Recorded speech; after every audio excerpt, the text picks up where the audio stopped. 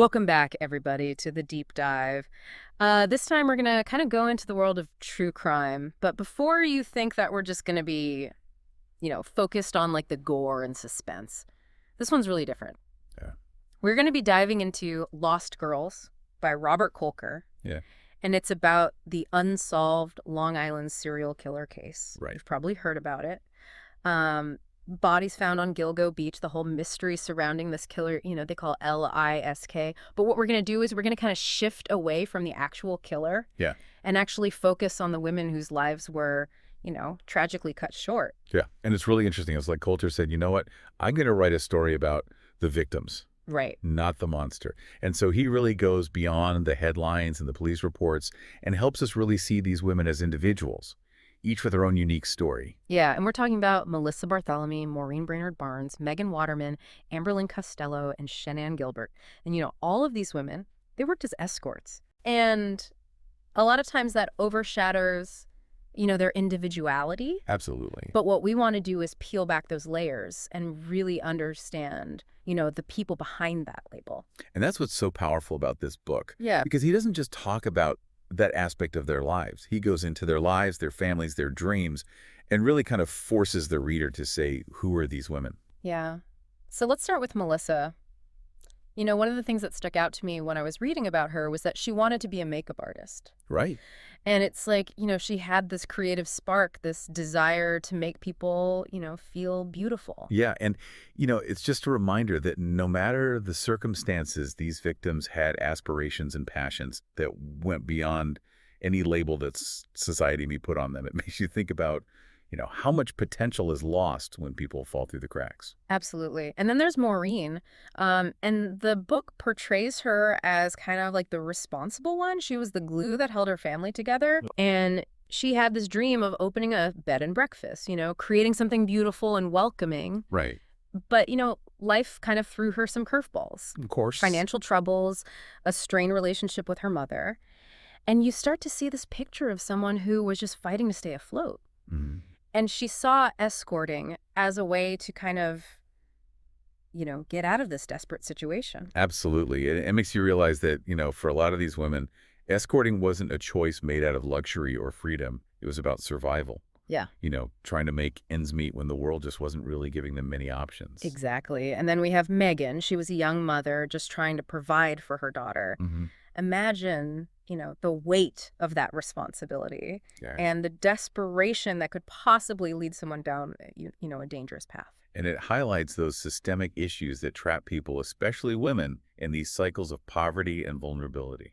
Absolutely. And then there's Amber. And she kind of had a rough go of it, foster care, addiction, mental health struggles. But she was described as this kind, artistic soul. Yeah, and it's a reminder that these weren't just statistics or case files. These were real people grappling with real challenges, and somehow those struggles became intertwined with the past that led them to Long Island. Right. And then finally we have Shanann, whose disappearance was actually the catalyst for this whole investigation. Right. What did we learn about her? Well, Shanann is a little bit of an enigma, in the story, because she was close to her family, dreamed of being a singer, and it seems like she had a bit more of a complex relationship with escorting than some of the other victims. And it was her frantic 911 call from Oak Beach that really set off alarm bells, a call that continues to baffle investigators today. So we have these 5 women, all very different, yet they're all connected by this tragic fate. But there's another layer to this story, isn't there? I mean, the investigation itself, it's full of complexities and controversies. Absolutely. And this is where the case starts to get even more interesting, especially the technical aspects of it. One thing that Kolker really highlights is how the nature of these online platforms and the anonymity that they provide created new challenges for law enforcement. So tracking down leads and establishing those connections between the victims and potential suspects became even harder. Exactly. And then you have the fact that these women were working in the sex industry. Right. A world that often operates in the shadows. And this, unfortunately, may have led to delays and maybe even a lack of urgency in the initial stages of the investigation. So are you saying that because of the stigma surrounding sex work, that these cases weren't really given the same priority as others might have been? It's a difficult question, but it's an important question. Did societal biases and prejudices influence how law enforcement handled the case? And if they did, what does that say about our system? It's a really sobering thought, and it makes you wonder how many other cases out there have been mishandled or overlooked because of these biases.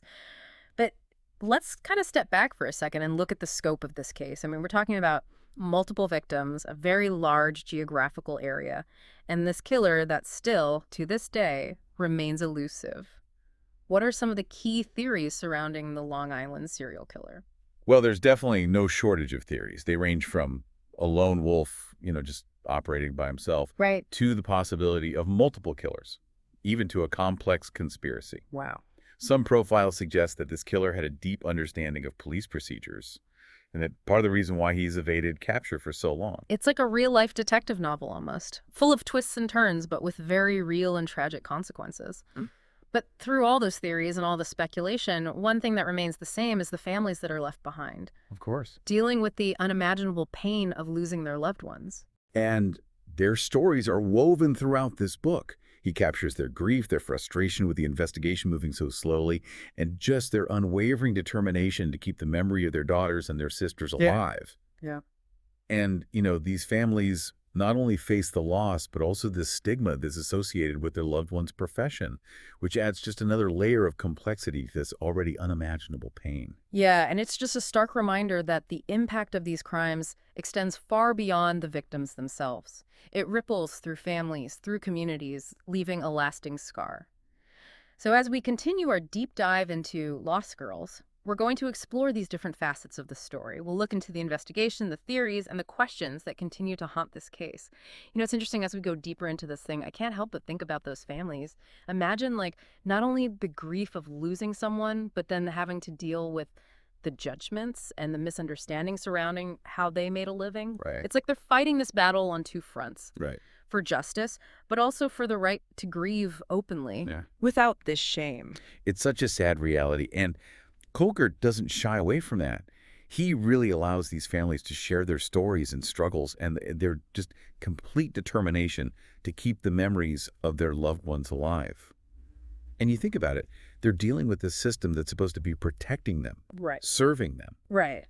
and they feel very ignored. They feel dismissed. Sometimes they even feel blamed. It makes you wonder if things would have been different if the victims came from, a different background, if society had viewed their lives as more valuable. Right. Do you think that played into it at all? Oh, well, that's the question, isn't it? Yeah. That's what makes this whole case so disturbing. Did those biases, whether conscious or unconscious, impact the investigation? Right. Did these women receive the same level of attention and resources that victims in other high-profile cases might have gotten? Yeah. It's a tough question. It is, but it's a question that we need to ask, not just in the context of this case, but in every aspect of our society. Are we treating everyone with equal dignity, with respect? Or are we allowing those preconceived notions and biases to cloud our judgment? And that brings us back to the bigger implications of this case. Yeah. Lost Girls isn't just about some serial killer on the loose. It's about the blind spots that we have as a society.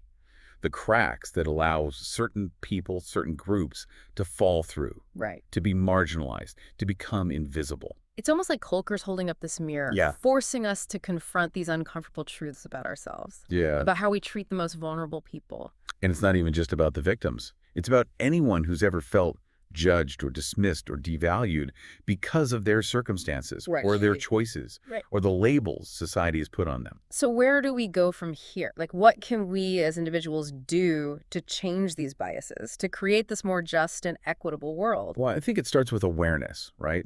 We need to first be aware of our own biases, Okay. acknowledge how we might be contributing to this problem. It's about being willing to listen, to challenge those assumptions, Absolutely. and to stand up for those who are being marginalized. It's like we need to develop a new kind of empathy. Yeah. One that goes beyond our immediate circles. Right. One that allows us to see the humanity in everyone, no matter their background or their choices. Absolutely. It's recognizing that we're all connected, that what happens to one person ultimately affects everyone. And that means creating systems that support everyone, Yeah. provide those opportunities to thrive regardless of their background. So it's about moving beyond that judgment and blame And embracing compassion and understanding. Absolutely. Because at the end of the day, these 5 women were daughters. They were sisters. They were friends. They were a part of our community. Yeah. And their lives mattered. And their stories, they serve as this powerful reminder that we can't be complacent. We have to be active. We have to participate in creating a world where everyone feels safe, valued, protected, a world where tragedies like this are less likely to happen. You know, it's so easy to get lost in trying to solve it. Right. You know, like who did it, what happened, all that stuff. Absolutely. But, you know, Lost Girls does this amazing job of like making us look beyond all that Right. to think about like the bigger picture, Mhm. you know, where all this stuff happened. And I think that that's really what Kolker is trying to do with this book, right? He's saying, Mm. okay, so you want to talk about a serial killer, Mm. but let's also talk about why this is happening. Right. What are the societal conditions that allow these kinds of things to happen? So he talks about poverty, addiction. He talks about the failure of our social safety nets, the stigma around sex work, all of the things that really kind of push certain groups to the margins and make them so much more vulnerable. Yeah, and it makes you realize this isn't just about, you know, solving this crime. Right. It's about facing some hard truths about like who we are, Absolutely. our biases, Yeah. and maybe even the ways that we're failing the most vulnerable people among us. And I think that's really what he's doing, is forcing us to look inward and ask ourselves, like, what can we do to make this a better world? Right. To make it a place where everyone feels safe and valued and protected, no matter their circumstances. Because the truth is that these women, these stories, could have been anyone. Right. You know, they represent this huge segment of our society that is just overlooked and dismissed and often demonized. And I think what he's doing is trying to shine a light on their lives so we can do better. One of the things that I thought was so powerful about this book was how, even though they haven't caught this guy, you know it's still unsolved. Right. There's this incredible sense of resilience, Yeah. especially from the families. Absolutely. They just refuse to give up hope. Yeah. And Yeah. they keep fighting for justice and answers. Mm-hmm. They just keep pushing for that recognition that these women were human beings. And it's inspiring, Yeah. isn't it? You know, they face this unimaginable loss. They're frustrated with the system, but they won't let their loved ones be forgotten. They keep pushing. Yeah. They keep demanding answers. And they keep reminding the world that these women were more than just victims. Exactly. They were daughters. They were sisters, Right. friends, people who Right. loved and were loved. Right, exactly. And that brings us back to the heart of what we've been talking about, remembering the stories of these women, acknowledging the lives that were lost, and really trying to understand what went wrong, what led to these tragedies. Yeah. I think that this book is a really strong reminder that true crime isn't just about entertainment or solving a puzzle. Mhm. You know, it's about real people, real lives, and the lasting impacts of these crimes. It's about looking at our own biases and assumptions and thinking about what we can do to make this world a more just and compassionate place.